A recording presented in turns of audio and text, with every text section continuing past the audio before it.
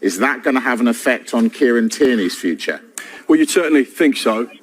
We know that Kieran Tierney wasn't in the matchday squad for Mikel Arteta for the game against Nottingham Forest on the opening weekend of the Premier League, and there has been a number of sides that are interested in the 26-year-old who joined Arsenal in 2019 for around £25 million.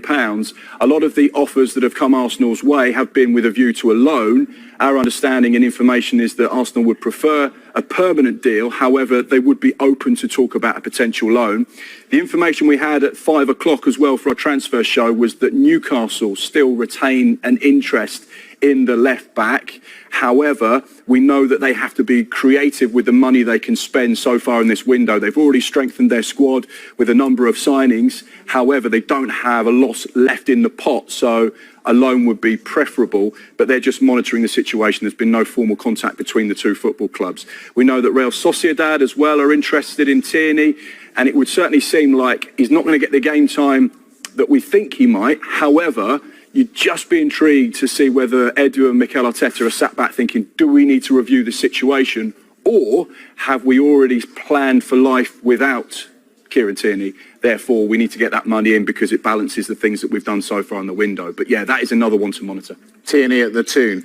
Good fit? Yes, I think that would be an exciting signing. I mean, they play Dan Burn at left back a lot of the time. They have Matt Targett as well, of course. But Dan Burn, for me, would suit the central role. I think he's done a fantastic job at left back, and he's one of the fans' favourites, as it was, from being up there, a local lad. But Tierney and Anthony Gordon down the left, or Tierney and Harvey Barnes, that's a real dynamic left-hand side, and he seems someone that Eddie Howe could really work with. He's a leader as well in his own rights, and if he's not going to get a lot of game time at Arsenal, which doesn't seem like he will, he needs to make a move similar to Harry Maguire. Would Arsenal deal with Newcastle, though? I mean, especially if they're talking about a loan, if that's what Newcastle would want to do. I mean, a lot of it come down to Tierney as well. Saying that, it would be difficult to get that done. But if Tierney goes in and says, look, I'm not going to get game time, I'm desperate to go to Newcastle, they have to kind of come to some sort of agreement. But you are right, Newcastle are on the up. They're going to be kind of rivals to Arsenal this season. So that could be a reason why it would be difficult. But for me, if I'm Newcastle, if I'm Eddie Howe, I would want to get this one over the line. Speaking of over the line, I thought David Raya was over the line because we've spoken about it so much. It isn't it? I mean, how close is it? How many different ways can I say close? I've said it for like 5 days now when you keep asking me the question. Look, we understand there's a full agreement between Arsenal and Brentford over the signing of David Raya. He's completed his medical. Personal terms are as good as done. He will actually sign on loan initially for £3 million, and Arsenal have the option to make that loan a permanent deal for around £27 million. And we think there might be some sort of trigger in the option to turn it into an obligation. So if he plays a certain number of games and achieves certain conditions, the loan might actually trigger into an obligation to buy at the end of next season.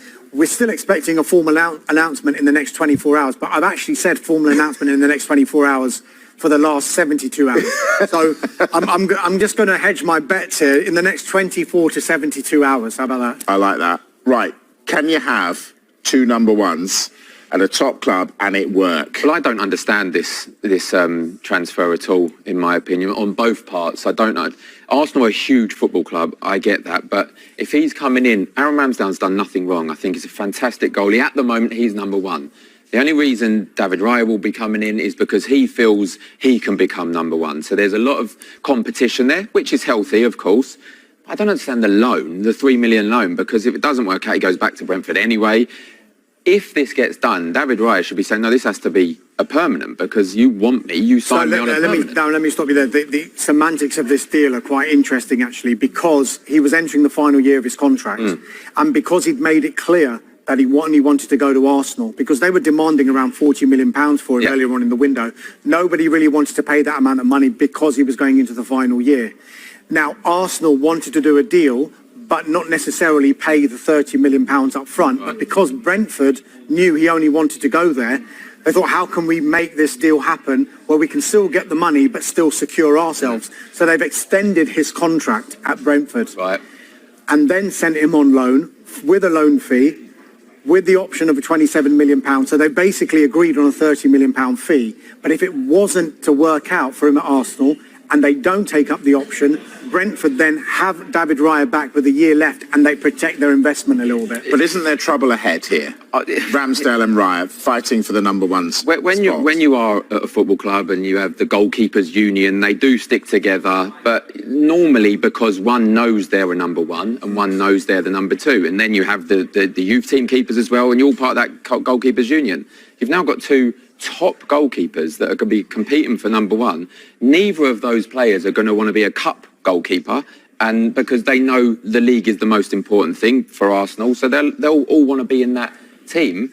So he's going there saying that I want to play for Arsenal, but if he goes there and doesn't get any game time only in the cups, he's going to be going back to Brentford. The other way to look at it is the ambition that Mikel Arteta is showing, that he wants that competition throughout the team. And he's obviously thought that last season, as good as Matt Turner is, and he's got to move to Nottingham Forest for close to £10 million all in, he probably thought Ramsdale wasn't being pushed as much as he wanted Ramsdale to be pushed. And they saw an opportunity that Raya wanted to come in a deal that seems like a no-brainer for Arsenal just now, because it's a $3 million loan, and if they don't take up the option, they send him back. But if it does work out, then they've got a fantastic goalkeeper replaced for them and competition for Aaron Ramsdale as well. I mean, I was listening to Shay Given only last night, and he's saying he wouldn't have been happy if that was him. Brad Friedel sat in that chair and said it was awful when he and David James were both number one. Exactly. It was awful. So Aaron Ramsdale will feel the same. He'll be confident in his own ability to keep the number one slot, but there's no doubt he'll be sitting at home wherever he is thinking, why are they signing another number one who is a top-class goalkeeper? Yeah, he is. I know there's pressure on you then. I know there's competition, but you're always thinking, one mistake, I could be out of the team. And sometimes that's not healthy. And also you get people like us sitting in television studios going, well, he's made a mistake, so you've got to replace him. Exactly. And on it goes. Exactly, yeah. And like Dharmesh said, they'll have two fantastic goalkeepers. So if that's what Mikel Arteta wants and that competition for the number one slot, then fair play. And if David Raya is confident he can come in and become number one, but I'm with you, Mike. I think there's trouble ahead there. All right, let's get cracking on what has been a record-breaking day. Moises Caicedo, of course, now plays for Chelsea. Dharmesh, give us the numbers. Yeah, finally, Moises Caicedo has completed his medical and the deal. It's been announced. Chelsea have got their man for a British record transfer, £115 million. Chelsea will pay an initial £100 million up front, plus £15 million in performance-related add-ons. We think those performance-related add-ons will relate to appearances and European qualification, and we think that Brighton are pretty confident that they will get that full £115 million in the bank. With regard to Brighton, they will get a significant sell-on as well, should Chelsea decide to sell Caicedo in the future. But it could be a long time in the future, considering the contract he's got. As is Chelsea's way, he's got a very long-term contract until 2031, which is an 8-year contract, plus the option of a further 12 months, just in case they needed it. I know Darren was chuckling about this. It's the most pointless option ever. before. I mean, look, there was lots of talk that the owners, Todd Burley and Bernard Egbali, were taking over negotiations on this, but it's our understanding that Paul Winstanley, the co-sporting director, was really heavily involved and instrumental in getting Moises Caicedo. And he and his co-sporting director, Lawrence Stewart, have basically said, look, we've got a standout player in European football here. With regard to Moises Caicedo, he said, once Chelsea became interested, my mind was made up. I didn't need to think twice. And that's, quite significant considering what happened over the past 4 days when Liverpool had gone in and agreed a British record transfer fee of their own of around £111 million. So they've got their man, and Independiente del Valle, I think they'll be pretty pleased as well. They sold Caicedo to Brighton in February 2021 for £4.5 million. £4.5 million. They've got a profit, Brighton, of over £110 million. Independiente del Valle, they've got their own sell-on clause as well. It's not been revealed the percentage of that, but suffice to say, they'll be in the money as well. And they'll be dancing in the streets of Independiente del Valle. So, Mark, Chelsea missed out. Chelsea got Caicedo from out of Liverpool's grip. Are Liverpool going to get gazumped again over Romeo Lavia? It certainly seems that way this evening, Mike. This is another one of the ongoing sagas of the summer, and there has been a number of Premier League sides that have been pursuing Romeo Lavia. We know that Liverpool and Chelsea have had a series of offers rejected up until this point. The significant development in this one was that this morning Liverpool had an offer accepted, which we understand to be worth around £60 million for Romeo Lavia from Southampton. However, nothing happened.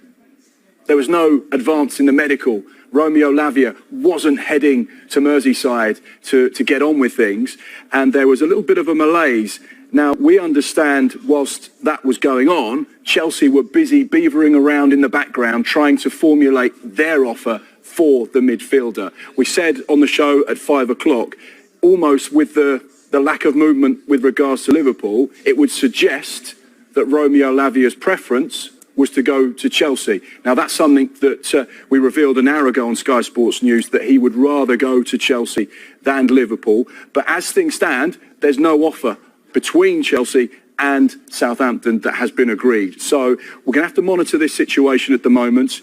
We know that Chelsea had an interest in Romeo Lavia this time last summer after just 3 Premier League appearances. We're expecting there to be big movement in the course of the next 24 to 48 hours or so.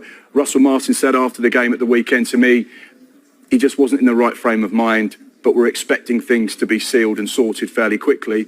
You get the sense now this one is advancing. Right, I want to bring you in. Why are players choosing Chelsea over Liverpool?